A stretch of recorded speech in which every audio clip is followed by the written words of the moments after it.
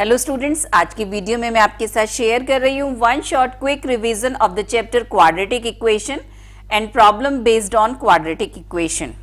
Standard form of quadratic equation is ax square plus bx plus c is equal to 0 where a, b, c are real numbers and condition is that a is not equal to 0. x square का coefficient 0 नहीं होना चाहिए, otherwise it will become a linear equation.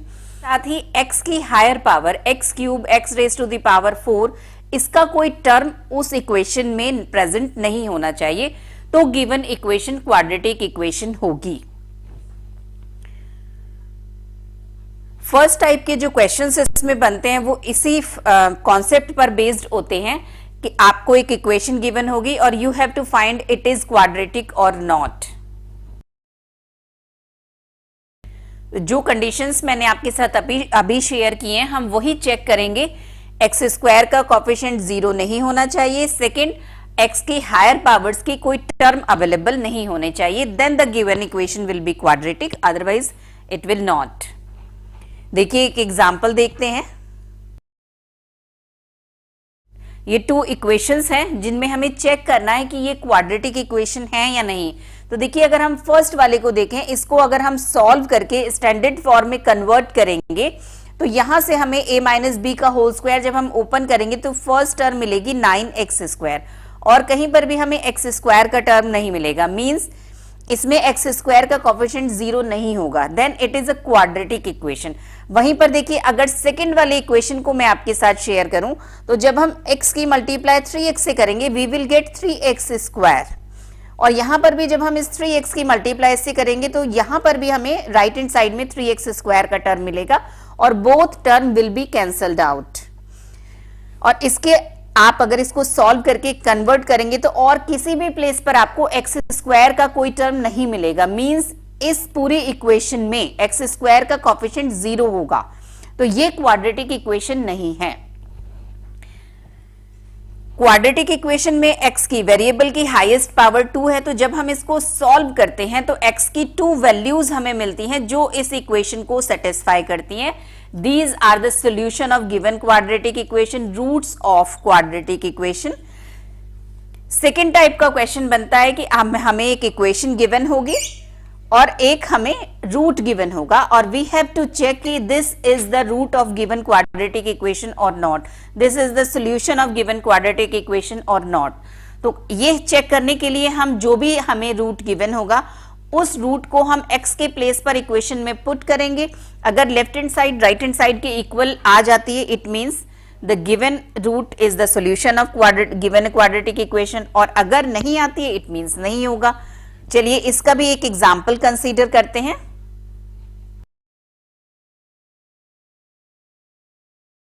Is x is equal to -3 a solution of the quadratic equation 2x square minus 7x plus 9 is equal to 0? तो चलिए इस quadratic equation में हम x के प्लेस पर -3 पुट करेंगे left hand side में। अगर ये राइट हैंड साइड के इक्वल आ जाती है then it will be the solution.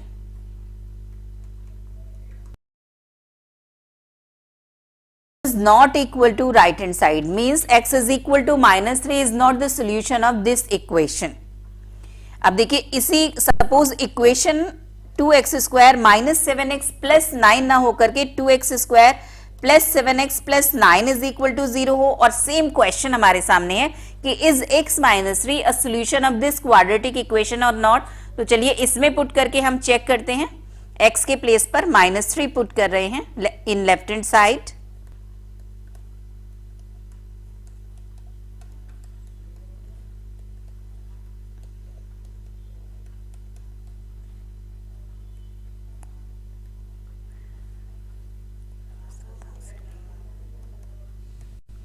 This is not equal to right hand side means in this case x is equal to -3 is not the solution of given quadratic equation. Next topic इसमें है nature of the roots. Quadratic equation को बिना solve किए हुए उसकी roots की nature को find out करना। 2 रूट्स हमें फाइंड होते हैं क्वाड्रेटिक इक्वेशन के, x1 एंड x2। तो हम बिना क्वाड्रेटिक इक्वेशन को सॉल्व किए हुए इनकी नेचर को डिफाइन कर सकते हैं कि इट इज इमेजिनरी और रियल, इट इज इक्वल और अनइक्वल, रेशनल और इरेशनल। उसके लिए हमें सबसे पहले जो भी गिवन क्वाड्रेटिक इक्वेशन होगी उसको हम स्टैंडर्ड फॉर्म में कन्वर्ट करेंगे, और स्टैंडर्ड फॉर्म में कन्वर्ट करने के बाद हम कंपेयर करके एबीसी की वैल्यूज फाइंड आउट करते हैं। सपोज ये क्वाड्रेटिक इक्वेशन है, on comparison a is equal to 2, b is equal to -3 and c is equal to 7, और उसके नेक्स्ट स्टेप है हम एक वैल्यू फाइंड आउट करते हैं that is known as discriminant, b square -4ac। ABC की values हम पुट करके बी स्क्वायर -4a की वैल्यू फाइंड आउट करते हैं, और इसकी वैल्यू को जज करके हम क्वाड्रेटिक इक्वेशन के नेचर को डिफाइन कर सकते हैं। इस वैल्यू को जब हम फाइंड आउट करेंगे तो जो भी वैल्यू हम फाइंड करते हैं दैट इज 3 केसेस पॉसिबल हैं, या तो वो 0 होगी, या फिर वो 0 से लेस होगी, या 0 से ग्रेटर होगी। तो देखिए, if the discriminant is 0 then the roots of given quadratic equation will be real and equal. दोनों रूट्स जो हैं वो रियल होंगे और इक्वल होंगे। If d is greater than 0 and a perfect square, positive है d और परफेक्ट स्क्वायर है, तो जो हमें क्वाड्रेटिक इक्वेशन गिवन है उसके रूट्स रियल होंगे, अनइक्वल होंगे, डिस्टिंक्ट एंड रेशनल। अगर d जो है वो पॉजिटिव तो है, d is greater than 0 but not a perfect square, एक परफेक्ट स्क्वायर नहीं है, then the roots of the given quadratic equation are real, unequal and irrational. If d is less than 0 then roots are unequal and imaginary. तो देखिए, real word अगर केवल real के लिए हम कंडीशन देखें then the discriminant is greater than और equal to 0। अगर d 0 है इट मींस रियल के साथ साथ इक्वल भी है। नेक्स्ट इसमें है क्वाड्रेटिक इक्वेशन को सॉल्व करके उसके रूट्स फाइंड आउट करना। Solving quadratic equation by factorisation method. इसके लिए आपको जो भी क्वाड्रेटिक इक्वेशन गिवन है उसमें हम मिडिल टर्म को स्प्लिट कर सकते हैं, और उसके बाद ग्रुपिंग करके हम रूट्स फाइंड कर सकते हैं। और साथ ही इसके लिए हम एक शॉर्ट ट्रिक भी है जो अप्लाई करते हैं, जो हमारे क्वाड्रेटिक इक्वेशंस के क्वेश्चंस को सॉल्व करने में बहुत ही हेल्पफुल है। उसके लिए मैं ऑलरेडी एक वीडियो आपके साथ शेयर कर चुकी हूं, आप उसको डिस्क्रिप्शन बॉक्स में लिंक से देख सकते हैं। जहां पर भी आपको क्वाड्रेटिक इक्वेशन को सॉल्व करना होगा बहुत ही हेल्पफुल रहेगी। नेक्स्ट इसमें आता है कि solving quadratic equation by using formula. Factorisation से जो क्वाड्रेटिक इक्वेशन सॉल्व नहीं होती है उन्हें हमें फॉर्मूला यूज करके, जो क्वाड्रेटिक फॉर्मूला है, श्रीधराचार्य फॉर्मूला है, उसको यूज करके सॉल्व करना होता है। टर्म स्प्लिट करके हम हर क्वाड्रेटिक इक्वेशन को सॉल्व नहीं कर सकते हैं, लेकिन इसमें कैलकुलेशन थोड़ा सा लेंदी होती है, स्क्वायर रूट फाइंड आउट करना होता है, इसलिए हम इसको प्रीफर करते हैं। क्वाड्रेटिक फॉर्मूला है x is equal to -b plus minus √b square -4ac upon 2a। अब इसमें ये जो स्क्वायर रूट फाइंड आउट करना होता है इसकी वजह से हम इसको अवॉइड करते हैं। इसमें हम एबीसी की वैल्यूज पुट करेंगे। सबसे पहले है जो भी हमें क्वाड्रेटिक इक्वेशन गिवन है उसको हम स्टैंडर्ड फॉर्म में कन्वर्ट करके कंपेयर करके एबीसी की वैल्यूज फाइंड आउट करेंगे। देन एबीसी की वैल्यूज हम इस क्वाड्रेटिक फॉर्मूले में पुट करेंगे। अब यहाँ पे 2 साइंस है हमारे पास, प्लस और minus. When we take positive sign we will get first root, and when we take negative sign we will get second root. इसमें देखिए कई बार क्वेश्चंस में हमें मेंशन होता है कि find the roots of this quadratic equation correct to 2 decimal places. 2 decimal places हो सकता है, 3 डेसिमल प्लेसेस हो सकता है। और सेकेंड इसमें जो स्टेटमेंट मिलता है वो मिलता है कि find the roots of given quadratic equation up to 2 significant figures. इन दोनों में डिफरेंस आपको समझना होगा। करेक्ट टू 2 डेसिमल प्लेसेस का मीनिंग है, सपोज हमें किसी क्वाड्रेटिक इक्वेशन का फर्स्ट रूट ये फाइंड आउट हुआ है, तो 2 डेसिमल प्लेसेस का मतलब है कि डेसिमल प्लेसेस के बाद 2 डिजिट रिक्वायर्ड है आंसर में, तो हम 3 डिजिट्स तक फाइंड आउट करके उसको राउंड ऑफ कर देते हैं। इसको हम अप टू 2 डेसिमल प्लेसेस अगर राउंड ऑफ करेंगे दिस विल बिकम 2.35। और वहीं पर अगर ये क्वेश्चन में मेंशन है कि अप टू 2 सिग्निफिकेंट फिगर्स, तो सिग्निफिकेंट फिगर्स का मतलब होता है कि जो न्यूमेरिकल डिजिट्स आपके आंसर में आ रही है दैट विल बी 2। अगर हम इसको 2 सिग्निफिकेंट फिगर्स में करेंगे तो केवल ये 2 डिजिट हमें लेनी पड़ेंगी और इसी के रेफरेंस में हम इसको राउंड ऑफ करेंगे. Then the answer will be due to this 6 this will become 5 and due to this 5 this will become 4, 2.4. तो इन दोनों डिफरेंसेस को ध्यान रखिएगा. नेक्स्ट इसमें टॉपिक आता है word problem related to quadratic equations. हमें कुछ वर्ड प्रॉब्लम्स गिवन होंगी. बहुत ही इजी क्वेश्चंस होते हैं, केवल 2 स्टेप्स हैं जिनको हमें फॉलो करना है.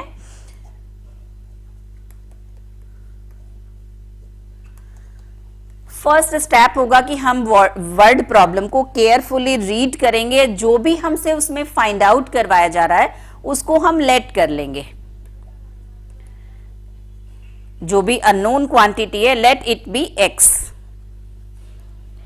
और सेकेंड स्टेप है कि जो भी स्टेटमेंट लिखा होगा इन वर्ड्स उसको हम मैथमेटिकल फॉर्म में लिखेंगे. जस्ट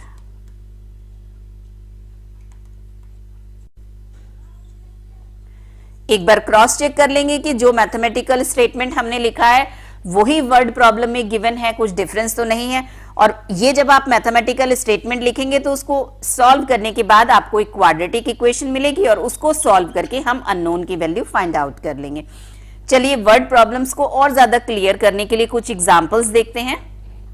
फर्स्ट एग्जांपल, केवल क्वाड्रेटिक इक्वेशन हम इसमें फॉर्म करेंगे, सॉल्व नहीं करेंगे.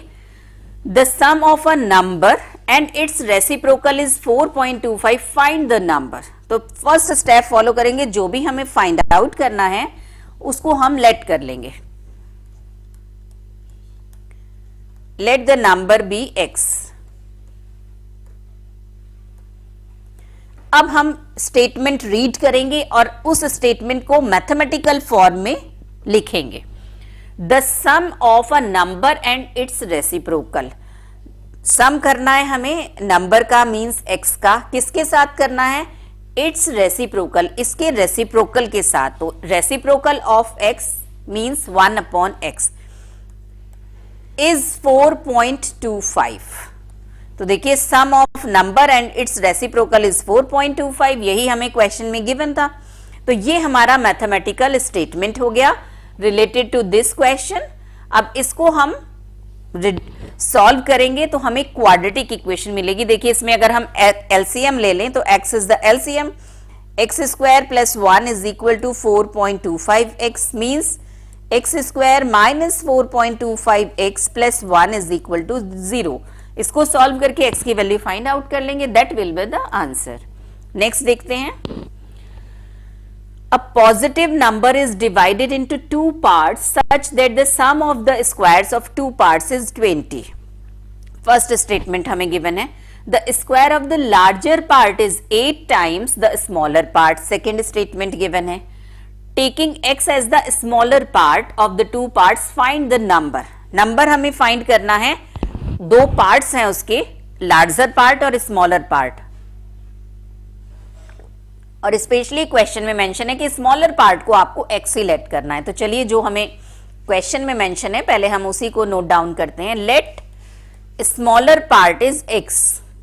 नंबर फाइंड आउट करने के लिए तो सेकंड पार्ट भी हमें हमारी रिक्वायरमेंट है. तो चलिए सेकंड लार्जर पार्ट को भी लेट कर लेते हैं. Let the larger part be y. अब हम फर्स्ट स्टेटमेंट जो क्वेश्चन में गिवन है उसको रीड करेंगे और मैथमेटिकल फॉर्म में लिखेंगे.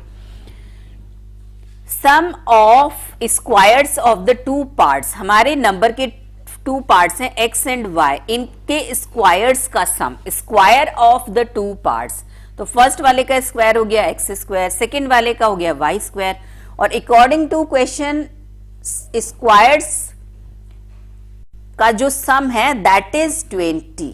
तो पहला स्टेटमेंट हमारा ये हो गया. सेकेंड देखते हैं.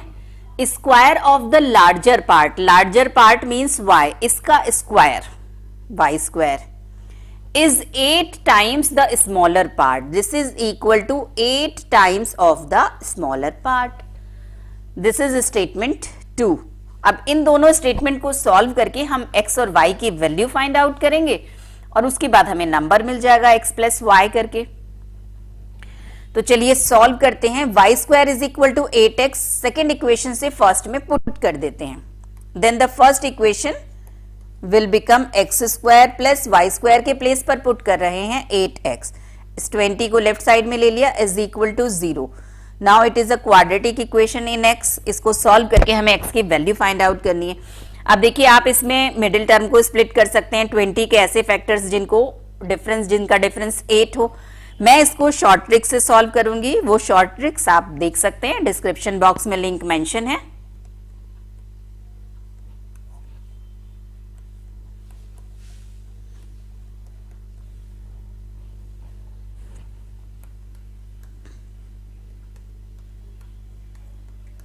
First factor is x plus 10 and second is x minus 2. If x plus 10 is equal to 0, then x is equal to minus 2. If x minus 2 is equal to 0, then x is equal to 2. X is equal to minus 10 is not possible due to its negative sign. Means x is equal to 2 is the right answer. हमें number find out करना है, means हमें y की value भी find out करनी होगी. तो x की ये वैल्यू हम पुट कर रहे हैं in equation 2. y square is equal to 8x means y square is equal to 16, y is equal to 4. The required number is, उसके 2 parts हैं 2 and 4, that is 6. नेक्स्ट देखते हैं, वही स्टेप्स फॉलो करेंगे, अननोन को x लेट कर लेंगे और जो भी स्टेटमेंट गिवन है वर्ड प्रॉब्लम में उसको मैथमेटिकल फॉर्म में लिखेंगे और एक बार क्रॉस चेक कर लेंगे. Just the parameter of a rectangle is 104 meter and its area is 640 square meter. Find its length and breadth. Two unknowns हैं तो दोनों को लेट कर लेते हैं. Let the length be x and breadth be y. भी हमें question में गिवन है उसको मैथमेटिकल फॉर्म में लिखेंगे. फर्स्ट हमें गिवन था parameter of the rectangle is 104. Parameter of the rectangle means 2 length plus breadth. This is 104. Length हमने लेट की है x and breadth is y. This is our first equation. 2 से divide कर देते हैं, x plus y is equal to 52. This is equation 1. Second हमें given था its area is 640. Area of the rectangle is L into B. This is 640. Length is x and breadth is y. This is our second equation. x y is equal to 640. अब दोनों को solve करके x और y की values find out करेंगे. Equation 1 से y की value 52 minus x इसमें पुट कर देते हैं. Quadratic equation is x square minus 52x plus 640 is equal to 0. Middle term split कर सकते हैं, मैं तो इसको शॉर्ट मेथड से सॉल्व करूंगी.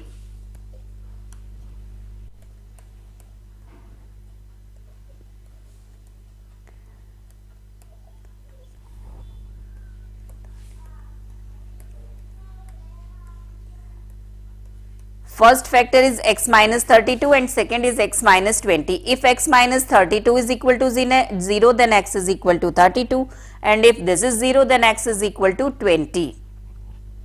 अब y की वैल्यू फाइंड आउट करेंगे. इक्वेशन नंबर 1 में पुट कर रहे हैं. For x is equal to 32, y will be 52 minus 32 means 20, and for x is equal to 20, y is equal to 32 means if the length is 20 then the breadth is 32, and if the length is 32 then the breadth is 20. Dimensions of the given rectangle are 20 and 32. Next है the area of. कोई भी word problem given हो हमें same steps ही follow करने हैं. The area of a big rectangular room is 300 square meter. Length were decreased by 5 meter and the breadth increased by 5 meter. The area would be unaltered. Find the length of the room. हमें given है कि area of the rectangular room is 300 square meter. Let कर लेते हैं length और breadth.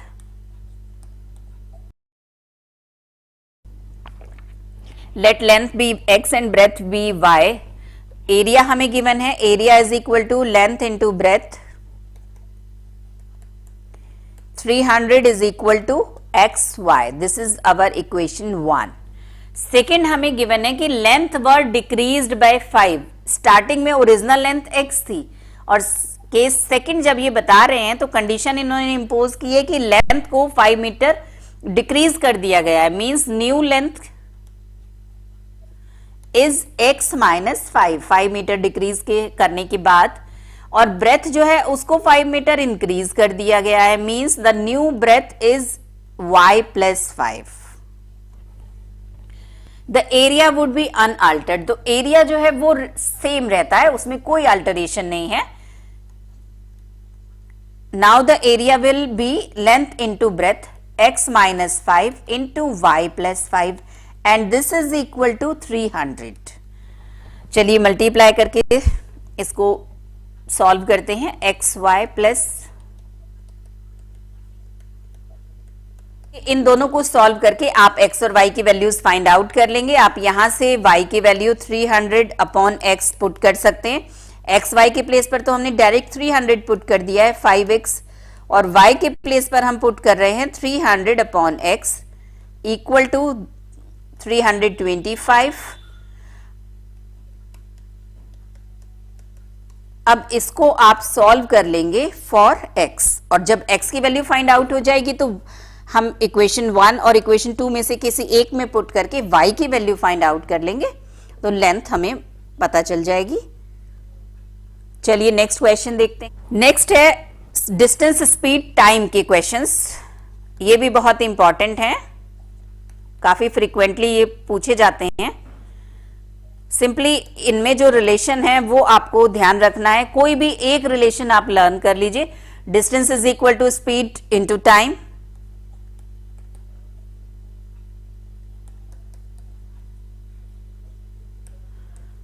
इसी एक फॉर्मूले से सारे फॉर्मूले हम बना सकते हैं। अगर हमसे स्पीड फाइंड आउट करवाएंगे तो that will become distance upon time, अगर टाइम फाइंड आउट करना है distance upon speed.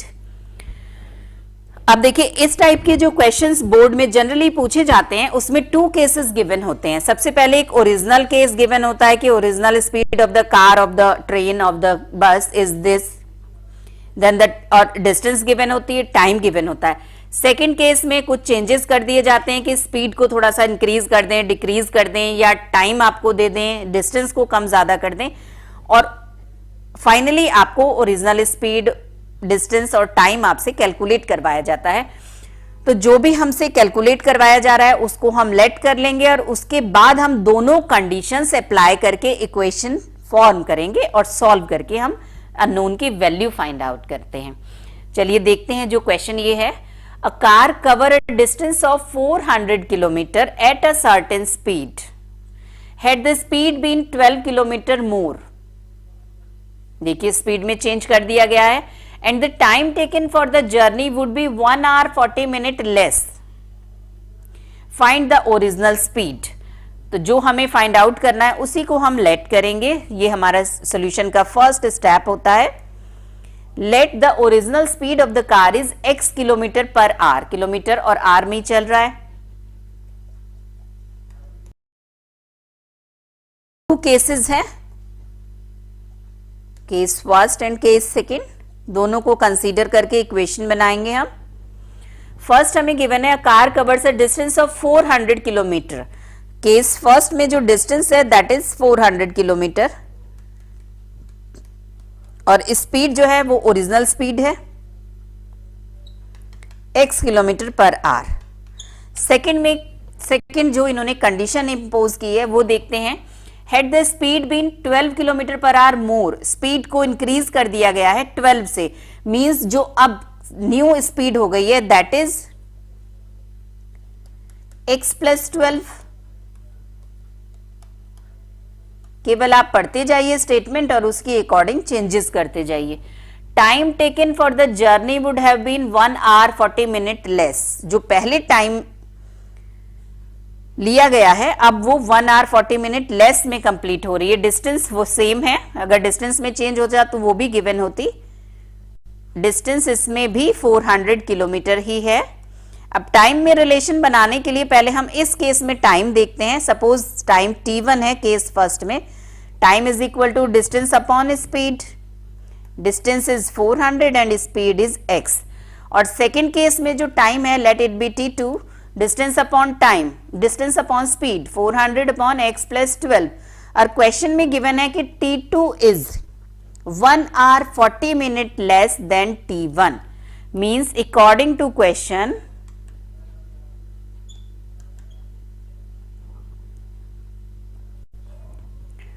t2 is t1 minus 1 hour 40 minute। अब ये जो रिलेशन हमने स्टेटमेंट से लिखा है, इसमें हम वैल्यू पुट कर देंगे। t2 means 400 upon x plus 12 and t1 is 400 upon x, और 1 hour 40 minute मीन्स 1 hour तो कंप्लीट है, और 40 मिनट को भी हम आर में कन्वर्ट करेंगे बाय डिवाइडिंग 60।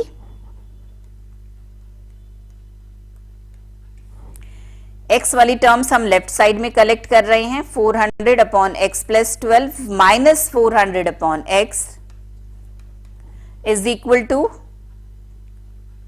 5 अपॉन 3। अब इसको हम सॉल्व करके क्वाड्रेटिक इक्वेशन बनाएंगे, उसको फिर x के लिए सॉल्व करेंगे। 400 कॉमन ले रहे हैं और इसके बाद एलसीएम ले रहे हैं, that is x plus 12 into x.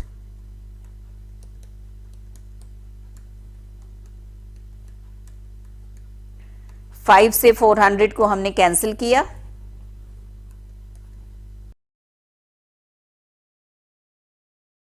Plus 12x minus 2880 is equal to 0। ये हमारी क्वाड्रेटिक इक्वेशन है, इसको हमें सॉल्व करना है फॉर x। चलिए इसको भी शॉर्ट मेथड से सॉल्व करके देखते हैं कितना टाइम लगता है।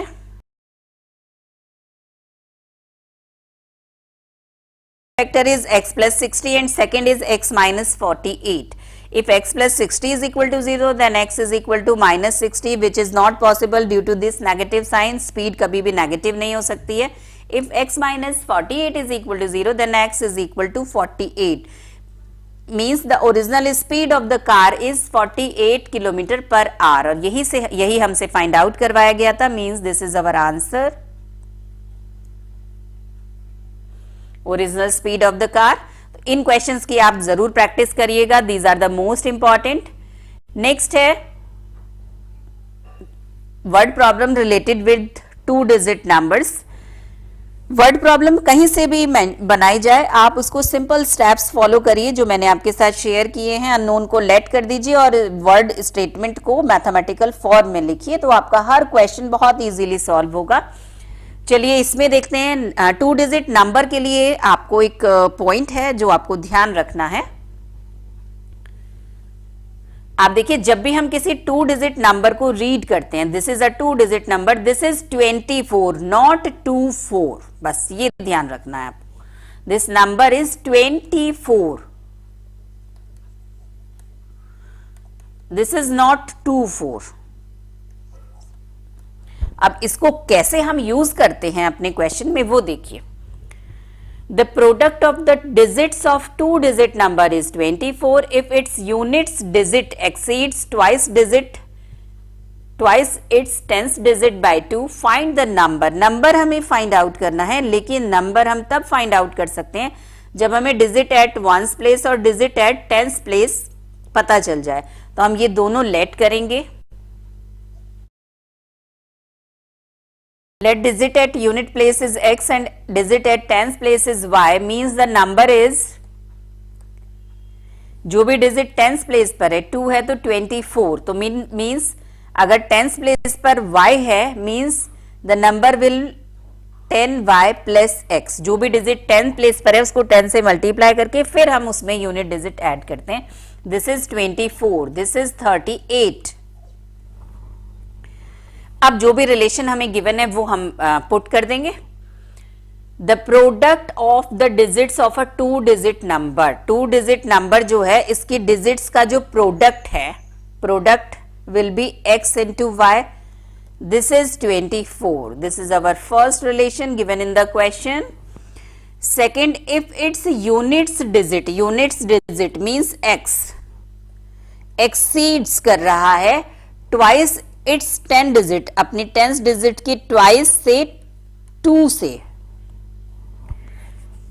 units digit exceeds twice its tens digit by 2. This is relation 2. इन दोनों रिलेशंस को सॉल्व करके हमें x और y की वैल्यू फाइंड आउट करनी है और यहां पुट करके हम नंबर फाइंड आउट करेंगे. चलिए सॉल्व करते हैं. x की वैल्यू 2y + 2 इसमें पुट कर देते हैं. Number are 4 and 3. First factor is y plus 4 and second is y minus 3. If y plus 4 is equal to 0, then y is equal to minus 4, which is not possible due to its negative sign. If y minus 3 is equal to 0, then y is equal to 3. This is the required answer. अब y की value हम put कर रहे हैं relation 2 में. Then x is equal to 2y plus 2. Means x is equal to 8. Number is 10y plus x.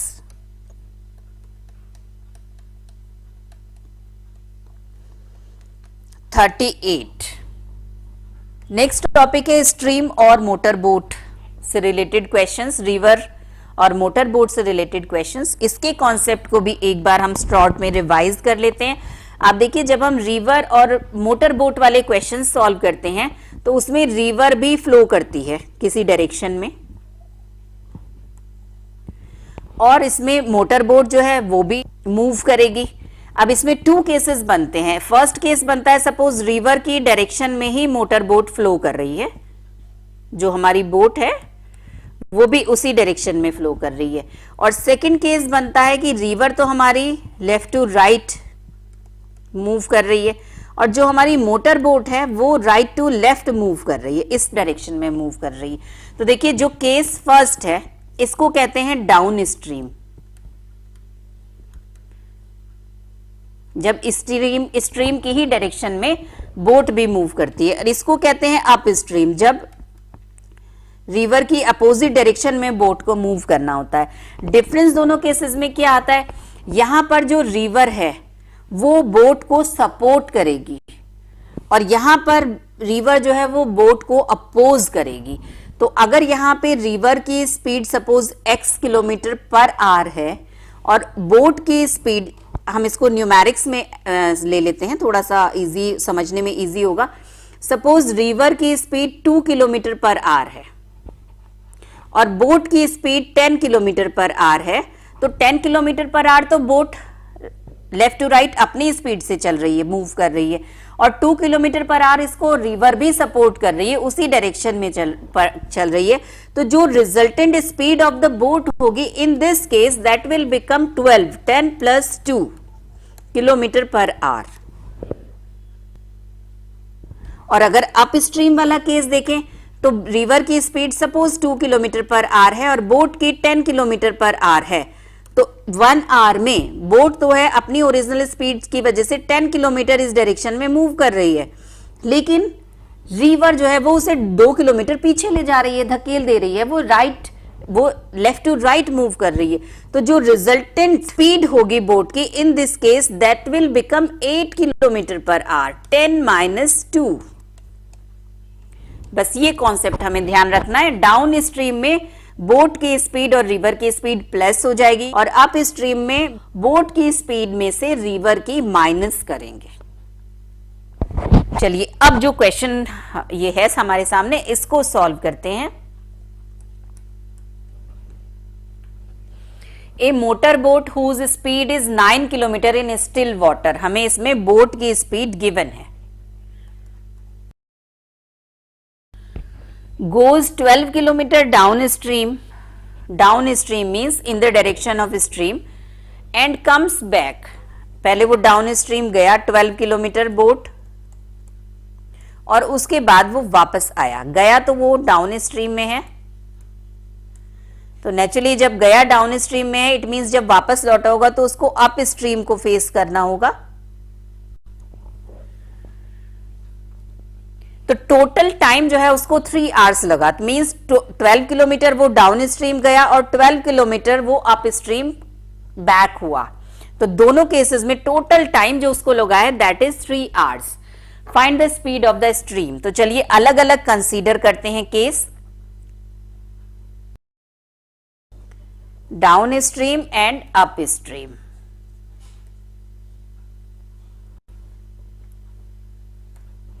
Down stream में हमें distance given है 12 किलोमीटर, स्पीड हो जाएगी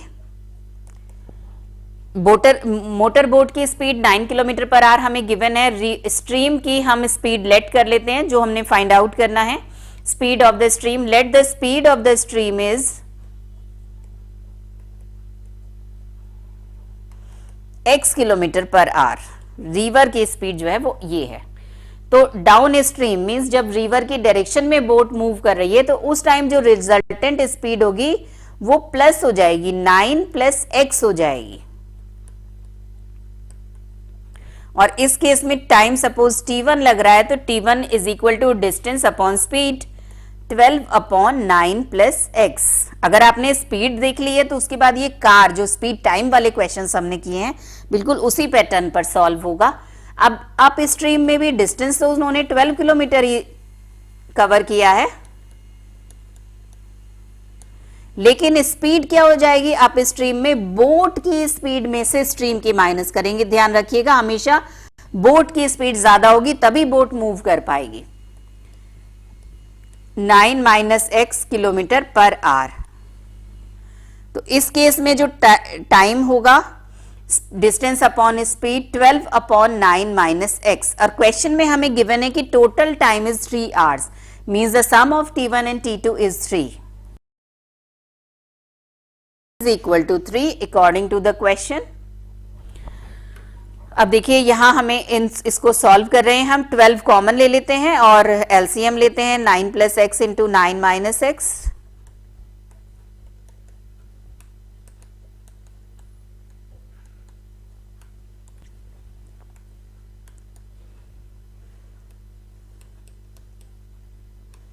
cross multiply a plus b और a माइनस बी के whole square से open कर दिया, a square minus b square, x square is equal to 81 minus 72, 9. Then x is equal to plus minus 3. Minus 3 is not possible, means x is equal to 3. Speed of the stream is 3 kilometre per our. देखिए word problem में कोई भी case consider किया जा सकता है। Most common cases मैंने आपके साथ शेयर किए हैं।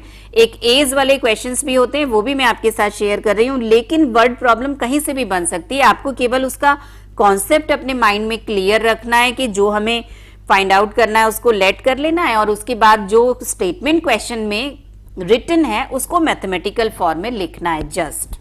चलिए एज वाले भी देख लेते हैं। 1 year ago a man was 8 times as old as his son। एक कंडीशन हमें गिवन है। Now his age is equal to the square of his son's age, find their present age। 2 persons इसमें consider हो रहे हैं, एक तो एक मैन है और एक इसका सन है, तो दोनों की एज हम प्रेजेंट एज ही हमेशा लेट करेंगे। Let the present age of man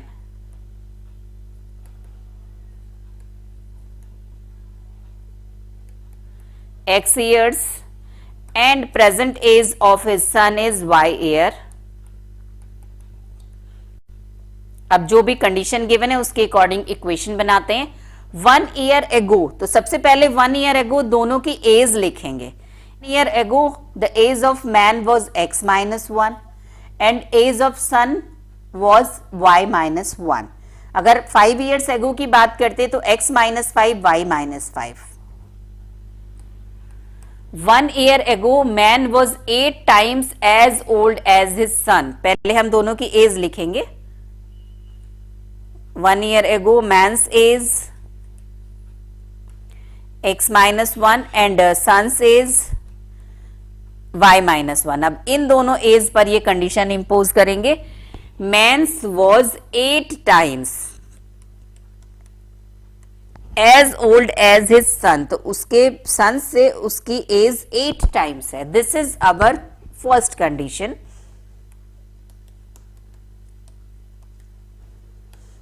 x minus 8y is equal to minus 7। Second क्या केस हमें कंडीशन गिवन है उसके अकॉर्डिंग सेकेंड इक्वेशन फ्रेम करेंगे। नाउ हिज एज, इस टाइम उनकी एज ये x और y है।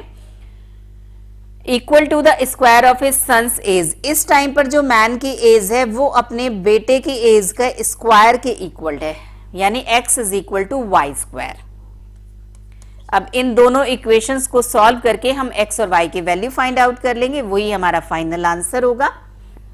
अपनी इस वीडियो में मैंने most common frequently asked cases जो होते हैं क्वाड्रेटिक इक्वेशन वर्ड प्रॉब्लम्स की, उनको कवर करने की कोशिश की है, और अगर इनको आप प्रैक्टिस कर लेंगे तो इसके बाहर का भी क्वेश्चन आप सॉल्व कर पाएंगे। क्वाड्रेटिक इक्वेशन की शॉर्ट वीडियो को जरूर देखिएगा, बहुत ही हेल्पफुल होगी आपके लिए। All the best for your exam.